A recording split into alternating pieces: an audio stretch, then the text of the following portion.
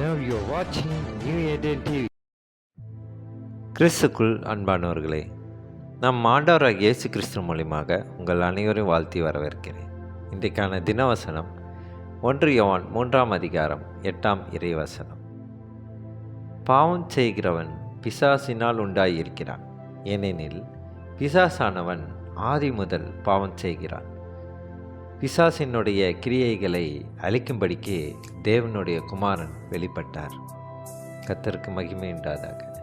இன்றைக்கு இந்த தினவசனம் மூலியமாக ஆண்டவர் எதற்காக இந்த பூமிக்கு வந்தார் என்பதற்கான ஒரு அத்தாட்சியாக இருக்கிறது.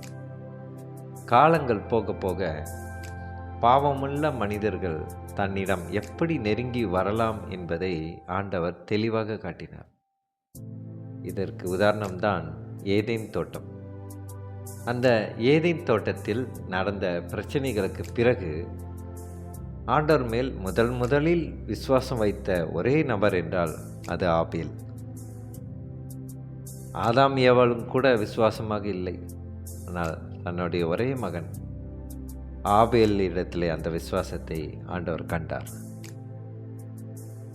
அவர் ஆதாம் ஏவாளின் இரண்டாவது மகன். முதல் மகன் காயின். ஆனால் காயின் ஆதாம் ஏவாள் எப்படி கடவுளுடைய விருப்பத்தை வெளிப்படுத்தாமல், கடவுளுடைய விருப்பத்தை செயல்படுத்தாமல் இருந்தார்களோ அதே போல தான் காயினும் இருந்தான். அதனால் ஆபேல் தான் ஆண்டவருக்கு மிகவும் பிடித்தமான ஒரு மகனாக இருந்தார். ஆண்டவரை நேசித்தார். ஆண்டவருடைய பிரியத்தை சம்பாதிக்க வேண்டும், அவரிடம் நெருங்கி போக வேண்டும் என்று நினைத்தார். கிறிஸ்துக்கு பிரியமானவர்களே, அதனால்தான் ஆண்டவருக்கு பலி செலுத்தினார். அவர் ஒரு மேய்ப்பராக இருந்ததால் தன்னுடைய ஆடுகளின் முதல் குட்டிகளில் சிலவற்றை ஆண்டவருக்கு பலியாக கொடுத்தார். அப்படி ஆபேலையும் அவன் காணிக்கையையும் ஆண்டவர் ஏற்றுக்கொண்டார் என்று பைபிள் சொல்கிறது. அதேபோல் தன்மேல் அன்பையும் நம்பிக்கையும் வைத்த மற்ற ஆட்கள் கூட கொடுத்த பலிகளையும் ஆண்டவர் ஏற்றுக்கொண்டார். அவர்தான் நோவா. இந்த மாதிரி பலிகளை ஏற்றுக்கொள்வதன் மூலம் பாவமுள்ள மனிதர்கள் கூட தன்னை பிரியப்படுத்த முடியும் என்ற ஒரு ஆதாரத்தை இந்த நம் வேதாகமத்தில் வைத்திருக்கிறார். தன்னிடம் நெருங்கி வர முடியும் என்பதை ஆண்டவர் காட்டினார். எதற்காக? நமக்கு இப்போள்ள காலகட்டத்திலே அது ரொம்பவும் பிரயோஜனமாக இருக்கிறது. அப்படியே ஆபிரகாம் ஆண்டவருக்கு மிகவும் விருப்பமான ஒரு நண்பன், சிநேகிதன் என்று சொன்னார். அதை குறித்து நாம் ஆதியாகமத்திலே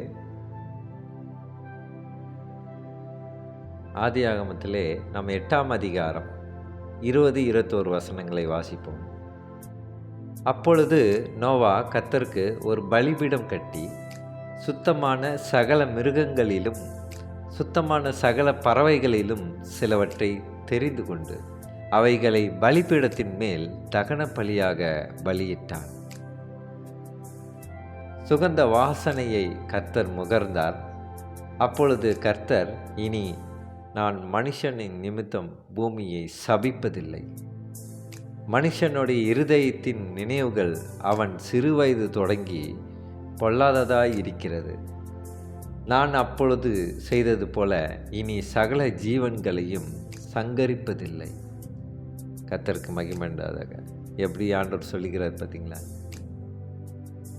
நோவா இருந்த விசுவாசத்தை கண்டு ஆண்டவர் வியந்தார்.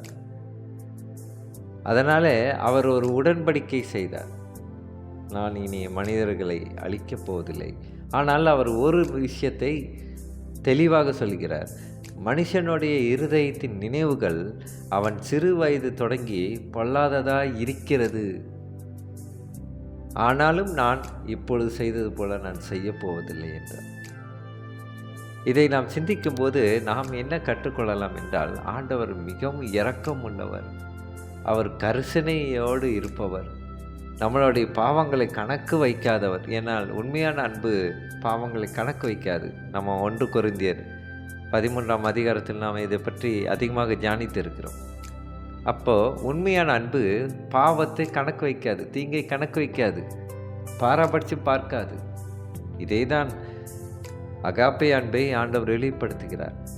எதையும் எதிர்பார்க்காமல் நம்மிடம் அன்பு காட்டுவது. இன்றைக்கு எத்தனை பேர் அப்படி இருக்கிறார்கள்? எத்தனை உறவினர்கள் இருக்கிறார்கள்?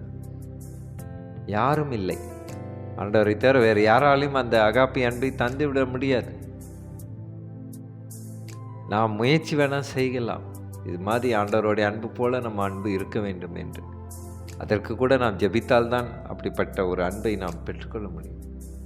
கிறிஸ்துவுக்குள் பிரியமானவர்களே, நம் பாவத்திலிருந்து விலகி வருவதற்கு நாம் முயற்சி செய்து கொண்டு இருக்கிறோம்.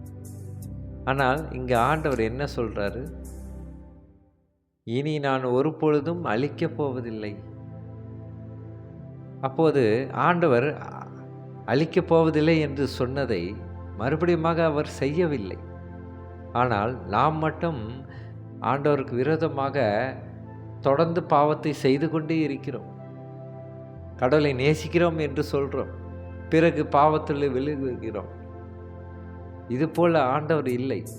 ஆண்டவரை போல நாமும் மாற வேண்டும். நாம் பாவத்தை விட்டு விலகுகிறோம் என்றால் நாம் உயிர் மூச்சு நிற்கும் வரைக்கும் அந்த பாவத்தை மறுபடியுமாக செய்யாமல் இருப்பது தான் உண்மையான கிறிஸ்துவ வாழ்வோடைய வழியாக இருக்கிறது. கிறிஸ்துவுக்குள் பிரியமானவர்களே, இதை நாம் ஆழ்ந்து சிந்திக்க வேண்டும். கடவுளுடைய வார்த்தையை வெறுமனே தினவசனம் என்று நாம் இந்த காணொலி தொகுப்பை பார்த்துவிட்டு செல்பவர்களாக இல்லாமல் நம் வாழ்க்கையிலே அர்ப்பணித்து நம் வாழ்க்கையை இருக்கும் ஆண்டவருடைய பிடிக்காத குண அதிசயங்கள் ஏதாவது நம்ம இடத்துல இருந்தால் அதை மாற்ற வேண்டும். அதற்காக இன்றைக்கு நாம் ஜெபிப்போமா? கர்த்தாவே, துதிக்கிறோம் எங்கள் அன்பு நேசரே. அப்பா, நீர் எப்படிப்பட்ட இந்த பாவத்தை அழிப்பதற்காக தான் நீர் வந்தீர் ஆண்டவர். கர்த்தாவே, அப்பா, எங்கள் மீது இரக்கமாய் இருக்கிறீர் ஆண்டவர். நீர் ஆரம்ப காலத்திலே சொன்னப்பட்டது போல இனி ஒரு நாளும் நான் அழிக்கப் போவதில்லை என்று நீர் வாக்கு கொடுத்தீர் ஆண்டவர். அதை இன்று வரைக்கும் நீர் நிறைவேற்றி கொண்டு இருக்கிறீர் ஆண்டவர். அதுபோல் நாங்களும் பாவத்தை விட்டு விலகி வரும் பொழுது அதை தொடர்ந்து செய்யாதபடிக்கு நீர் காத்துக்கொள்ளும் ஆண்டவர். எங்கள் அன்பு சகோதர சகோதரிக்கு நான் ஜெபிக்கின்ற கர்த்தாவே, அவர்கள் பாவ வாழ்க்கையில் இருந்தால் அவர்களை விடுபடும் ஆண்டவர். சாத்தான இடத்துலேருந்து சதுராட்டத்திலிருந்து நீ நொறுங்க பண்ணும் ஆண்டவர். கர்த்தாவை துதிக்கிறோம். இயேசு மூலியமாய் ஜெபிக்கின்றோம் நல்ல பிதாவே. ஆமென், ஆமென்.